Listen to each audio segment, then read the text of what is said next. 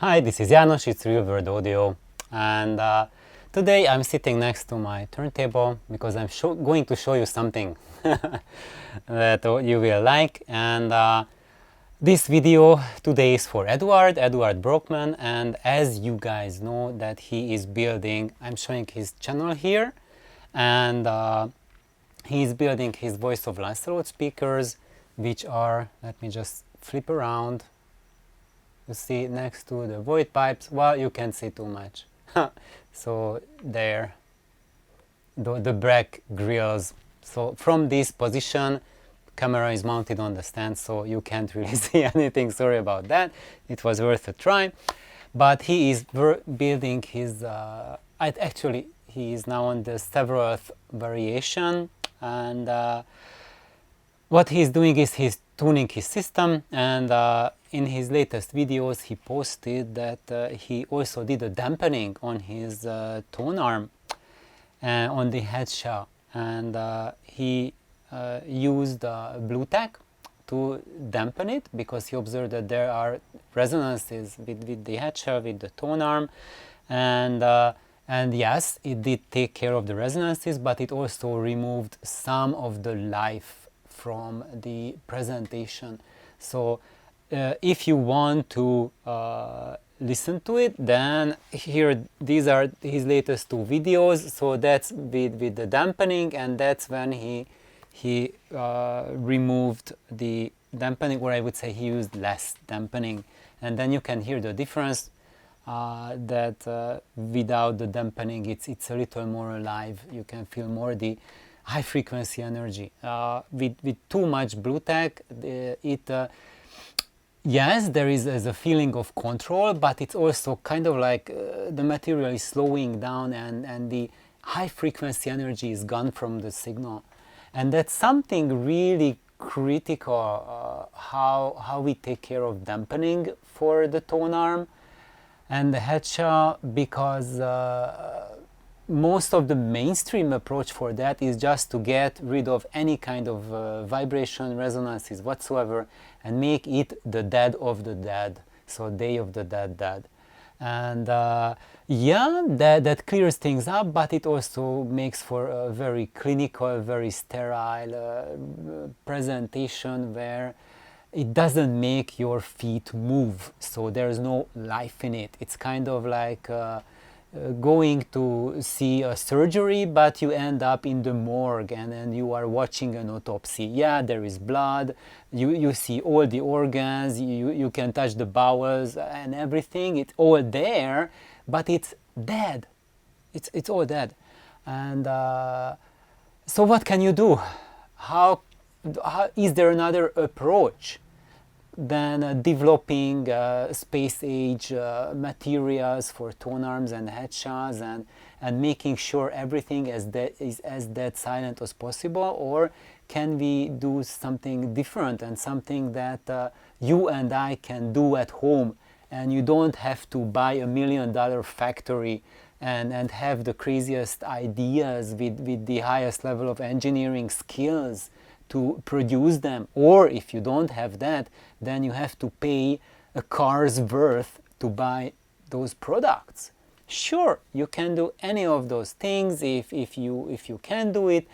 Why not? I really urge that if you have that kind of money, please buy those kinds of tone arms and systems that are built with that technology. Have that experience for yourself. You will do way better than spending the same money on heroin or designer drugs or something really stupid. But if you just have the love of music, then there are other options to you than bankrupting yourself if you don't have such money.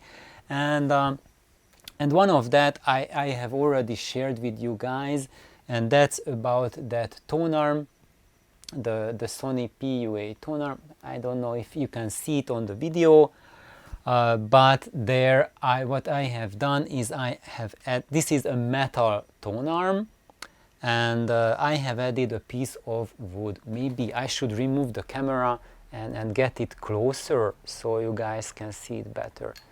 I have really attached it to this stand pretty well. So now let's see. Okay, it's been removed, and now the microphone cord is kind of stuck. But yay, we are talking. Let me flip the screen so I see what I'm showing, and that's where it is. So that's the Sony PUA tone arm. That's my second tone arm on the table. And why is it focusing on the wall behind? I don't know. Okay, maybe now we are getting some focus there. Let me adjust here the brightness if I can. Maybe it's a little better. And as you see, there's a piece of metal.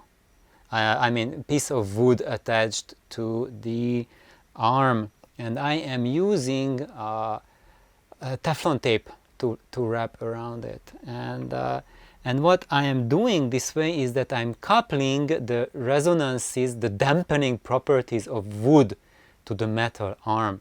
So instead of using blue tack, I am using wood, because what you want to do is to inject into your stereo system, into the reproduction gear, both at the signal reading part and both in the loudspeaker part, as much from music instrument technology as possible, and that's how you can steer the sound towards a more of a music experience style of solution. And if you think, okay, I haven't seen any music instruments with Teflon tapes, I'm gonna make a video on that, because that's a trick that if you are a musician, Teflon tape is your best friend, and it's the 10-cent way how to make your violin or guitar or flute sound a category better. As you guys know, my mentor Stu Ono, he was not just an audiophile, he was a musician, and he really dug deep into how music instruments work, and he really developed the technique how to use Teflon tape to really spice up your guitar and violin and flute. And guys, I have heard professional instruments, professional guitar, professional flute, I mean under professional, like really high level instruments, not like the cheapo guitars or flutes you buy, but talking about flute, the flute in question that Stu spruced up with the Teflon tape was Loran Lind's Bubinga flute. And Loran Lind, he is the second flutist of the Philadelphia Orchestra. So I'm not talking about some plastic cheapo flute, but something that which was the most beautiful flute I ever heard. So when anyway, so that deserves a video of its own about Loran's flute. But for now, let's say that I'm using the same trick here on the tone arm. I'm doing the same thing as we did with Loran's flute, and that just literally transformed that tone arm from a decent tone arm. So actually these Sony PUA tone arms, they are now like really expensive, these vintage arms, because they sound really good, and they are kind of like a niche type of thing, because they are really off the beaten track and not in the limelight of audiophiles, but they are extremely good, and they started to have a cult following, and just the prices really shot up. So it's not really an option now like it was when I got this arm, which was like 15 years ago, something like that. And then one more thing. So one thing that you can do to remove unwanted resonances is to apply that wood trick on your tone arm. Plus, you can do the same thing on the headshell. So to do that, I don't really want to reach over. So what I'm going to do is I'm going to unscrew the headshell from there. Now, how do I do that with all these wires hanging over the turntable? It's really precarious. Okay, I don't want to drop anything. holding camera in one hand, taking this off. Okay, that was not, no, it was not so simple as it looked like. So anyway, so what I did to this Headshell, as you guys can see, it doesn't focus on it. Hey, focus on it. No, I think I have to put this camera back on its stand, because it would need me to focus, and if I'm holding camera in one hand, it wouldn't focus by itself. So now I need to open the screen to be able to focus. Okay, so here we are. Can we see something? Okay, now we can, but it's too dark, so let's bring it up. Okay, so as you see, this is a simple Headshell that you can put on the Sony PUA arm. And why do you want to focus on me? Let's focus it back here. So as you see, I did not use metal screws to attach it to this metal Headshell, because then I would couple all the metallic resonances of this Headshell into the cartridge itself, and the whole thing resonates and just gives a strong metallic taste to the sound. And that's not the thing that you might want. Maybe that's what you want, but if you kind of get rid of that, then you add a lot of stability, a lot of high frequency stability to the sound, and a lot more dimension and depth and naturalness. So that's when the mechanical nature of the sound of reproduction will start to go away, and you will start to hear music and music instruments instead of hearing technology. And so what I was doing, I was using nylon screws to hold on the Headshell, plus I'm using, you see, I put a piece of wood. I just cut off this little wooden slab, put it there, and another piece of wood. By the way, these are spruce boards. These are luthier grade spruce. So it means that this was from a block of wood that was cut and sold as a piece of wood for making guitars. And that's what I put here, a little piece, and on the other side. So and what it's doing, the mounting screws, as they mount the Headshell, they squeeze the Headshell between two layers of spruce. So actually the spruce is doing changing the resonance transfer between the cartridge and the Headshell. So it's basically transforming your Headshell into a wooden Headshell. So if it was a wooden Headshell, it would sound, I mean, if you put the cartridge on a wooden Headshell, that sounds very close to how this spruced up Headshell sounds. And what I did, I also did a little bit of blue tack here in the corners, because how this is done is that there is this shaft piece and the wires are coming out here. So of course there I couldn't put wood there, so that's why I added a little bit of blue tack to prevent that free metal from ringing there, and I put it in the corners, because that's where you get that reinforced vibrations that you don't want. So this was the little episode about how you can drastically improve the sound of your Headshell and take care of unwanted resonances without either killing the sound with too much dampening, with the usual blue tack trick that every audiophile knows, and that's what you can read on the forums. Or there's something which is the high-end version of blue tack, Munja. Do you guys know about this? Let me focus on it. Yeah, Munja. This is a sticky substance, and it behaves a little bit like blue tack, but it's even better, and it looks really awesome. Let me just take it out. So this is a gel substance. It's really like a Jello cube. It looks exactly like that. And what you can do with this also is that you can use it like to remove dust bunnies from the stylus. If you do that, if you just touch it there. But actually I don't do that. So I don't use moon gel for that purpose. You could if you want. I use my cleaner. Where did I put it? It's not here. Anyway, I will show that in another episode. How do I clean my styluses or styli? And basically here, this little styli, I had a really amazing cleanup story a couple of days ago. I put on a record. Actually, it was this Vangelis 1492, and just I put it down. The arm just slid to the center. What's happening?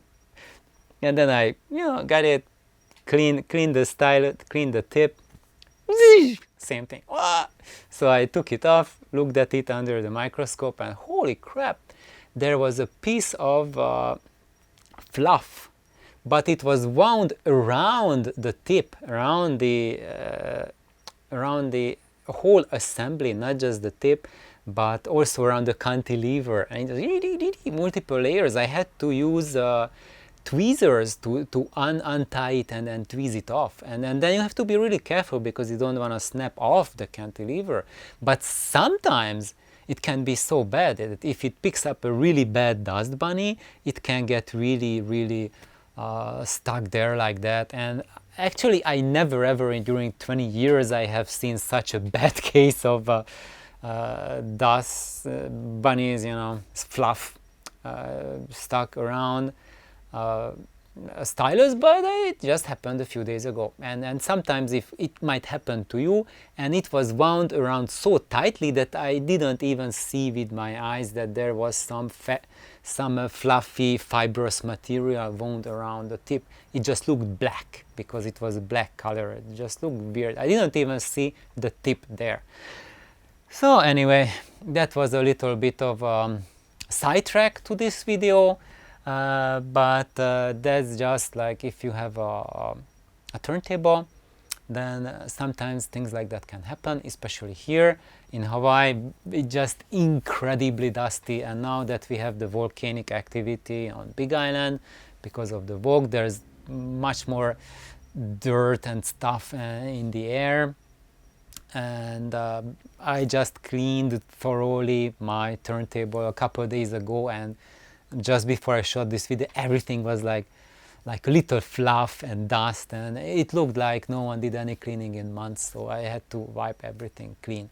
And by the way, before you listen to music, make sure that there's no dust and fluff around your turntable, because if there is, it means that there's also quite a bit of static present around the area, and the sound will be quite a bit worse compared to having it really clean. So then just get a bottle of Pledge. You can focus there. So just get a Pledge, spray it on the surfaces, remove the fluff, and then you can enjoy your records. So that means just cleaning is important. So anyway, Edward, thank you for sharing your experiences, and usually in most cases on YouTube, when you see someone posting sound samples, it's kind of like almost meaningless because you don't know where to put it. But when you look at Edward's posts, he always posts what he did to his system. And then that's how he posts the sound samples. So when you look through his videos, you can see through the progression that which modification resulted in what kind of change in the sound. So while by itself, if you just listen to something, you can't really tell how it sounds real life unless you have the exact same or very similar sound system that can reproduce it. In that case, it gives you some sort of idea. However, where the YouTube sound samples are really useful is that when for consistency, so in the case of Edward, because he is using the same camera, same microphone, same kind of recording on the same system, and showing modifications, when you compare them, you hear the change between the two samples. So while one sample sounds sample enough won't tell you how it sounds, but the difference between the two will let you form an opinion what is the change that's happening when you do something. So thank you, Edward. You are doing really excellent work on your channel and sharing what you do. It's really fantastic. So all of you guys who are interested in building speakers, especially if you want to build something like my Voice of Lancelot, you really have to watch Edward's videos. And because if you want to build something like that, you need to get experience, you need to be informed, and he is showing the things in a little bit different light, or using different words or maybe different concepts than I do, and it will really greatly help you to build your own Voice of Lancelot if you also listen to his experiences. So thank you, Edward. Thank you guys for watching. Have an awesome day. Bye bye.